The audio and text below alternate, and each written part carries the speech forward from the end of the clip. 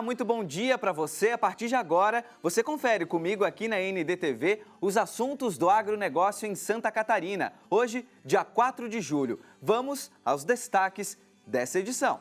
No sul do estado, a equipe da EPAGRE vai destacar um projeto de criação e manutenção de hortos medicinais. E ainda, vamos mostrar que tem produtores aqui em Santa Catarina que desenvolveram um biofertilizante livre de agrotóxicos usado no cultivo de banana.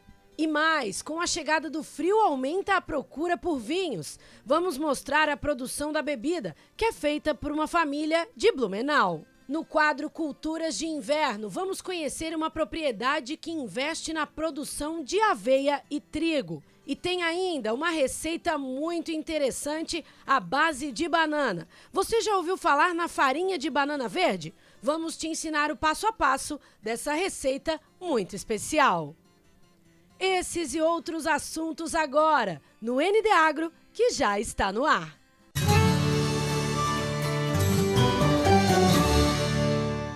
Plantas medicinais, aromáticas, plantas inseticidas e até repelentes, ou quem sabe plantas comestíveis altamente nutritivas. Todas elas são espécies bioativas e esse tipo de cultivo e consumo tem aumentado aqui no nosso estado. No sul catarinense, a EPAGRE é parceira de um projeto que cria e também ajuda na manutenção de hortos medicinais. Olha que interessante.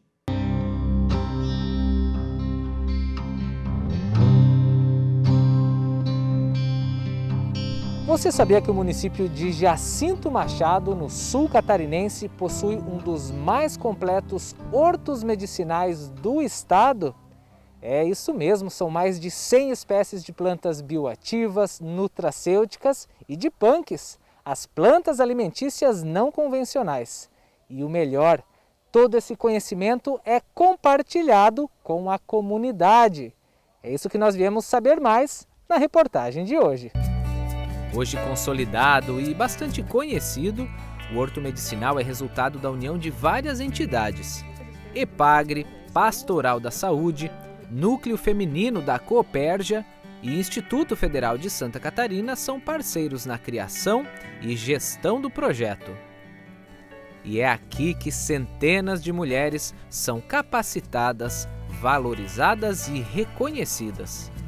Um espaço onde elas aprendem e ensinam, cuidam e cultivam a terra, sempre com a proposta de levar saúde e conhecimento adiante. As mulheres, elas amadrinharam cada espécie, que cada uma tem uma madrinha, então, né? Cada planta aqui tem uma madrinha. E essa dinâmica é para que elas, né, conheçam um pouco melhor daquela espécie, e se aprofundem no conhecimento em cima daquela espécie e daí então elas repassem melhor esse conhecimento. Agora com a pandemia a gente tem visto, né, a preocupação cada vez maior das pessoas com a nossa saúde. E é isso que a gente tem feito aí com esse trabalho, com todas essas mulheres, né, é valorizar realmente o conhecimento e tá repassando através não só dos chás, né, que a gente tem diversas espécies aqui, onde a gente tem orientação também, para a utilização através de chás, mas também a culinária, né? Então esse termo aí tão utilizado, que são as punks, né? Ou as nutracêuticas também, cada vez mais a EPAGRE vem também se profissionalizando, né? nesse contexto aí, e a gente vem adquirindo esse conhecimento, repassando também para essas pessoas, e a gente utiliza bastante através das receitas, né? São várias plantas aí que a gente tem feito receitas diversas. Pensando no cooperativismo, na cooperação, no nosso princípio de interesse pela comunidade, isso poderia vir a ser um belo exemplo de atividade aqui no campo para levar para a casa dos produtores. O Horto Medicinal de Jacinto Machado integra ainda um projeto de pesquisa do Instituto Federal de Santa Catarina. A ideia é promover um resgate histórico, social e cultural, mostrando o impacto que o cultivo de plantas bioativas tem na vida das pessoas e na comunidade. Então, esse projeto ele vai fazer uma investigação acerca dos conhecimentos, dos saberes, das heranças, de todo o patrimônio cultural que envolve o uso de plantas terapêuticas, condimentares, alimentares, e são investigando o princípio da criação desse espaço aqui. Quem eram as pessoas, através de uma metodologia científica, né, registrando esses saberes, esses conhecimentos.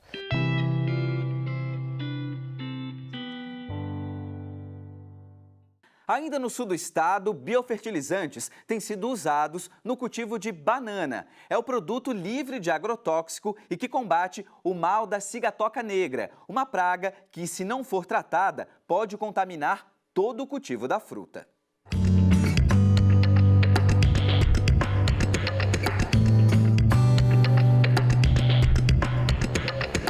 Santa Catarina é o quarto maior produtor de banana do país. O fruto cultivado no estado se destaca pela qualidade. E para manter as características do produto, pesquisadores da EPAGRE, junto com produtores do sul catarinense, desenvolveram um biofertilizante, um adubo líquido que pode auxiliar na nutrição das plantas e no combate das pragas. Foi uma receita elaborada pelos agricultores da Associação de colonos ecologistas do Vale do Rio Mampituba, que se chama ACEVAN, né, no município de Praia Grande, que é um polo de produção de banana orgânica aqui no sul de Santa Catarina.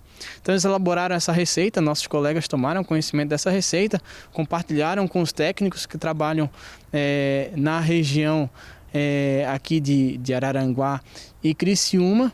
O biofertilizante tem base em 3 itens: uma fonte mineral, um agente biológico e proteínas. É uma fonte de micro-organismos, basicamente o esterco, a fonte mineral composta por alguns fertilizantes como o sulfato de zinco, fosfato natural, sulfato de potássio, dentre outros, e também a fonte energética, né, que é formada pela própria banana, a fruta, né?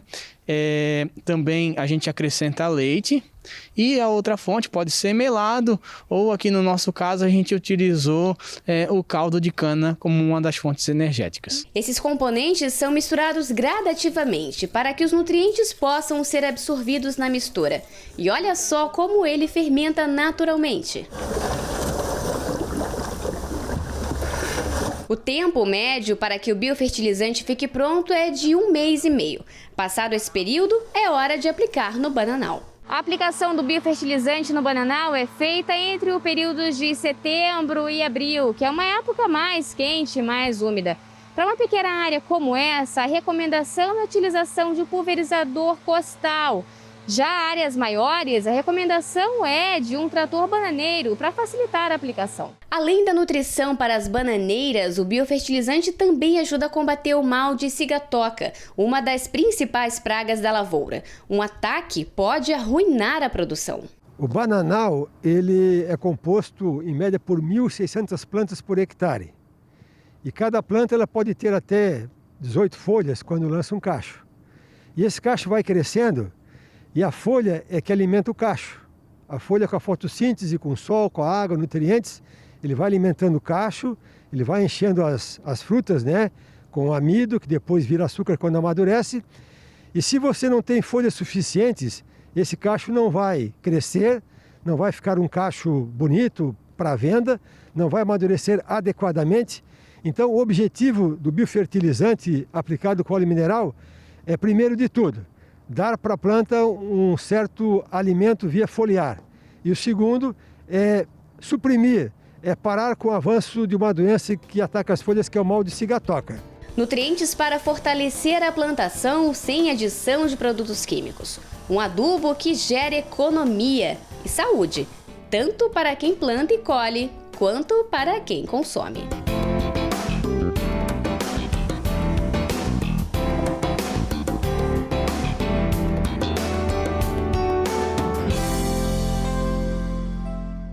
A gente faz agora nosso primeiro intervalo. Na volta, vamos mostrar a produção de vinho, que é feita por uma família de Blumenau. E ainda, nas culturas de inverno, vamos conhecer uma propriedade que investe na produção de aveia e trigo. Os detalhes já já.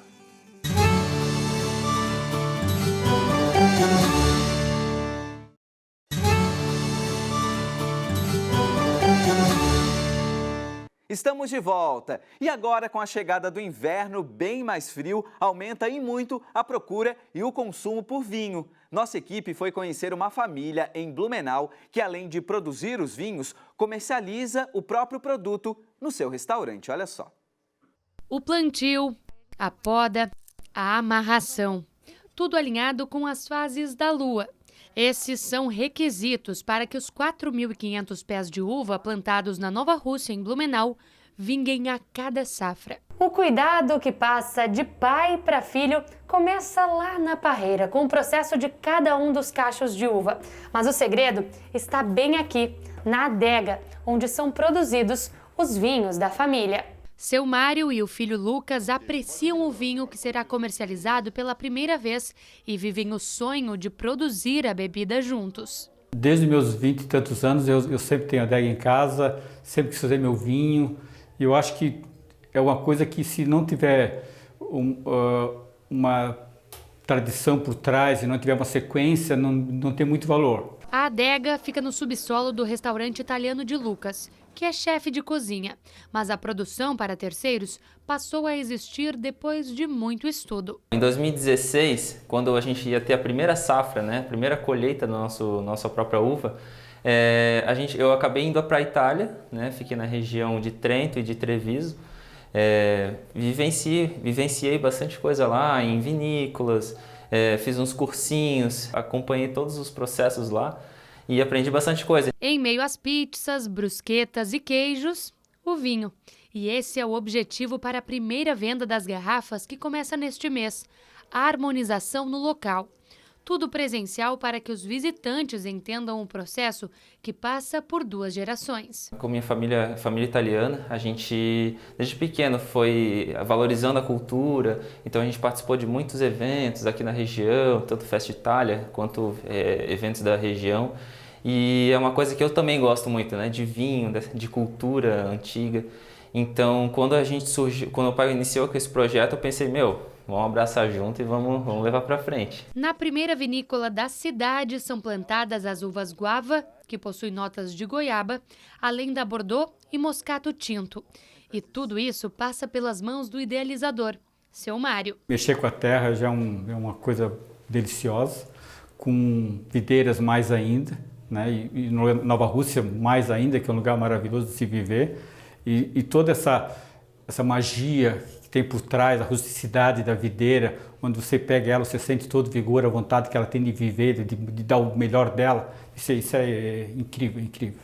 A ideia a médio prazo é expandir para uvas europeias. Seria Teródego, Sangiovese, Müller-Thurgau, Gewürztraminer, são uvas bem específicas da Itália, que a gente sonha em conseguir importar essas cepas e começar a plantá-las aqui também. A produção ainda é feita em pequena escala, são 230 garrafas. Elas poderão ser experimentadas em 3 formatos de degustação: um piquenique guiado no jardim, um jantar harmonizado ou por meio da hospedagem no local. As informações podem ser encontradas nas redes sociais da vinícola, que leva o nome da família. Agora o assunto são as culturas de inverno aqui no ND Agro. Santa Catarina superou as expectativas de área plantada com as culturas de inverno. Chegamos a quase 40 hectares de plantação em todo o estado. Com o subsídio do governo no valor pago pelas sementes, os cereais de inverno têm sido uma ótima alternativa para os nossos agricultores. Hoje vamos conhecer uma propriedade que investe na produção de aveia e trigo. O inverno já começou e com ele o plantio desta safra. Nossa equipe visitou uma propriedade que fica em Quilombo, onde tem a produção de trigo e aveia. Aqui, o trigo é usado para a silagem e a aveia de inverno também para a pastagem, além da silagem. O custo de produção é bem mais baixo em relação a uma silagem de milho. E ela otimiza o sistema da parte leiteira. Apesar esse ano teve os problemas da estiagem, então essa opção de trigo e aveia para silagem e para essa safra, ela está sendo muito importante para todos os agricultores que estão plantando. A Secretaria de Agricultura do Estado prevê um aumento na produção de aveia e trigo em Santa Catarina nesta safra de inverno. Com essa expectativa, o Estado deve também aumentar a área usada para o plantio de grãos. Na cultura da aveia, uma cultura importante para Santa Catarina, sobretudo porque ela contribui para a formação de pastagens de inverno para a bovinocultura de leite e para a bovinocultura de corte. Além disso, é uma cultura que deixa um bom nível de palhada para o plantio de verão, na sequência ao plantio de inverno. Então, muitos produtores utilizam essa cobertura para melhorar a conservação do solo. A aveia deverá crescer na ordem de 13% quanto à área plantada, passando de 34.900 para 39.400 hectares. Também vai crescer a produção, que vai passar de 43.300 toneladas para 53.700 toneladas. A outra cultura, essa de maior destaque, é a cultura do trigo. Em todo o estado, a cultura do trigo vai crescer em área plantada em torno de 38%. Na safra passada, foram cultivados cerca de 58 mil hectares e nessa próxima safra deveremos alcançar 80 mil hectares de área cultivada. A falta de milho tem feito muitos agricultores investirem em cereais alternativos. São as culturas de inverno. O trigo e a aveia são usados em Santa Catarina para suprir as necessidades como a alimentação dos rebanhos. As proteínas como aveia e trigo são usadas na substituição parcial do milho na ração animal. A gente sabe que ao longo dos últimos 2 anos o clima não colaborou muito com nós e a silagem de trigo e a silagem de aveia, como tem uma boa proporção de proteína e energia, ela vem para suprir bem essas necessidades via coxo para o alimento dos nossos animais aí a campo. Com o programa de incentivo aos cereais de inverno, Santa Catarina começa a dar passos importantes. Com subsídio de 50% no valor das sementes, a Secretaria de Agricultura conseguiu superar a meta de área plantada nesta safra de inverno. Toda ajuda ao agricultor está sendo bem-vinda, tanto que o estado superou as expectativas, atingindo quase 40 mil hectares de área plantada. Nós demos passos muito importantes aqui na Secretaria da Agricultura, foi quebrar alguns paradigmas, que plantar cereais de inverno não eram viáveis para as propriedades rurais, o que não é uma verdade e tem se demonstrado através dos números. Nós criamos um programa Cereais de Inverno, incentivando os produtores a plantar trigo, triticale, aveia, azevém, através do programa Terra Boa, onde nós estamos subsidiando em até 50% da semente de cereais de inverno, para que os produtores possam desenvolver mais atividade e renda na propriedade. Mais uma pausa aqui no ND Agro. Na volta, tem uma receita bem interessante à base de banana. Você já ouviu falar em farinha de banana verde? Vamos te ensinar o passo a passo dessa receita já, na volta do intervalo.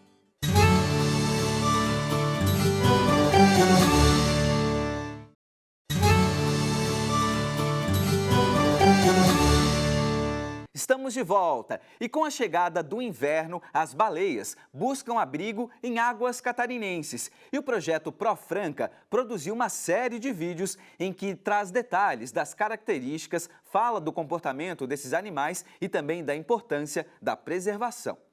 As cenas gravadas no nosso litoral encantam e a cada inverno elas têm vindo em maior quantidade. Buscam um refúgio. É que durante o verão elas vivem próximo da Antártica e a chegada do inverno torna essa região muito hostil. Aí os animais migram para águas mais quentes para acasalar e ter os filhotes. Elas têm um filhote a cada 3 anos. A gestação dura cerca de 1 ano, assim como a amamentação. E no 3º ano, as fêmeas descansam para engravidar novamente no ano seguinte. As baleias ficam por aqui no litoral catarinense durante os 3 primeiros meses do filhote. E olha que curioso.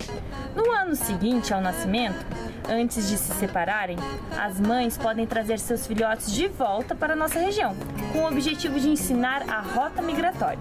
Então, a Profranca criou essa websérie para trazer uma maior sensibilização do público quanto à conservação da baleia franca, quanto à conservação do ambiente que ela vive e os outros animais marinhos também. Quem é a baleia franca, né? Qual é o papel biológico, as suas características, o seu comportamento, né? Tem muitas pessoas que nem sabem que tem baleia que se reproduz aqui no sul, né, do Brasil. As gravações começaram ainda no ano passado. No total serão 12 episódios. 6 já estão disponíveis no canal Pro Franca no YouTube. A caça das baleias franca, por mais de 2 séculos, colocou em xeque a espécie. Esta cruel atividade econômica foi proibida em 1973. No início da década de 80, elas voltaram a aparecer. Desde então, pesquisadores acompanham de perto o vai e vem dessas gigantes do mar. Desde 1982, quando a baleia franca começou a retornar ao nosso litoral depois de ter sido caçada, o Programa de Pesquisa e Conservação da Baleia Franca atua no Brasil, tentando descobrir qual é a região principal de ocorrência da espécie, o que elas vêm fazer aqui, quais são as potenciais ameaças e a importância de preservar esse animal. A colocação de redes fixas no mar é uma das principais ameaças à vida das baleias. A lei proíbe esse tipo de prática. Ainda assim, só este ano, 10 baleias ficaram presas a estas redes de pesca na costa catarinense. 3 delas morreram. No projeto nós iniciamos um trabalho junto aos pescadores, de conhecimento da experiência deles com relação ao local onde eles pescam e tentando correlacionar com os maiores locais de ocorrência das baleias e tentar minimizar esses problemas junto com os pescadores. A linguagem usada nos vídeos é para que toda a família possa assistir junto. As ilustrações facilitam a compreensão dos pequenos. A gente precisa não somente focar na conservação, na pesquisa, mas também a gente tem que trazer isso para a sensibilização ambiental, né? Porque não adianta só conservar a baleia franca, a gente não conserva só a baleia franca. No momento que a gente trabalha com ela, a gente conserva o todo. Tá a fim de conferir um dos vídeos? Quer ver todos? É super fácil e de graça. Tá tudo no YouTube. É só colocar lá Baleia Franca, Pro Franca, vai encontrar, desde os pequenos para os adultos, tem muita informação. Muito interessante esse projeto, né, que mostra as baleias aqui no nosso litoral. E no sul do estado, um projeto da Ipagre está ensinando receitas à base de banana. Uma ideia para aproveitar aí o excedente da alta produção da fruta na região sul. A iniciativa tem ajudado produtores de banana com uma renda extra. Você já ouviu falar da farinha de banana verde? Olha só.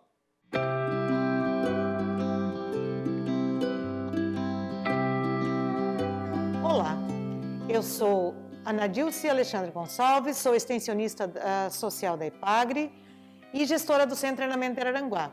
E hoje estamos aqui para fazer a farinha de banana verde. Para isso, nós vamos utilizar somente banana verde. Depois de devidamente higienizada, desinfectada com uma água clorada, com 1 colher de sopa de água sanitária para cada litro de água. Por 10 minutos, nós vamos descascá-las, fatiá-las e levá-las à desidratadora.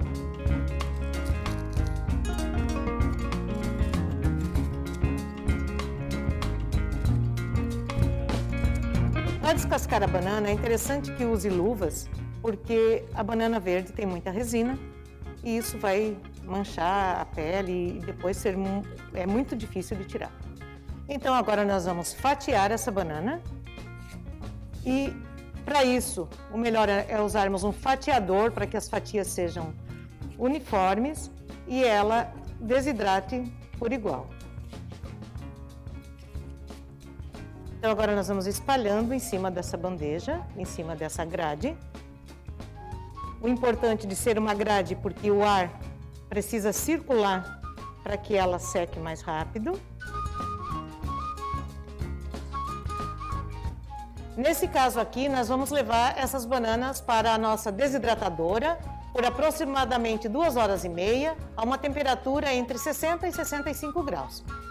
Você poderá fazer a farinha de banana em casa, usando seu forno convencional, secando a banana lá no seu forno. Você vai preparar a sua forma forrando com papel toalha para facilitar a retirada da umidade, distribuir as bananas e na metade mais ou menos do tempo você vai virá-las para facilitar essa secagem. Quem tem a fritadeira sem óleo, a air fryer, também poderá utilizar para fazer essa secagem.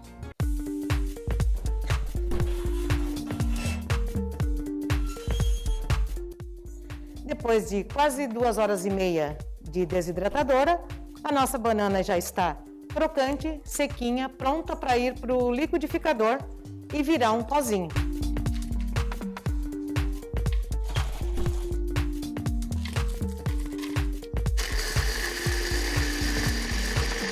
Essa é a nossa farinha de banana já finalizada, pode ser utilizada em bolos, mingaus, para engrossar molhos, pães, biscoitos, tem uma diversidade de uso para a farinha. E também, é claro, ela pode ser comercializada, né? Agregando valor para o nosso agricultor. Tá aí essa super dica ensinando a fazer farinha com banana verde. Eu nunca tinha ouvido falar disso. Assim, a gente finaliza o ND Agro deste domingo, dia 4 de julho. Lembrando que as notícias em destaque no estado nesta manhã você acompanha no portal número 1 de Santa Catarina, ndmais.com.br. Ótima semana para você, até domingo. Tchau, tchau.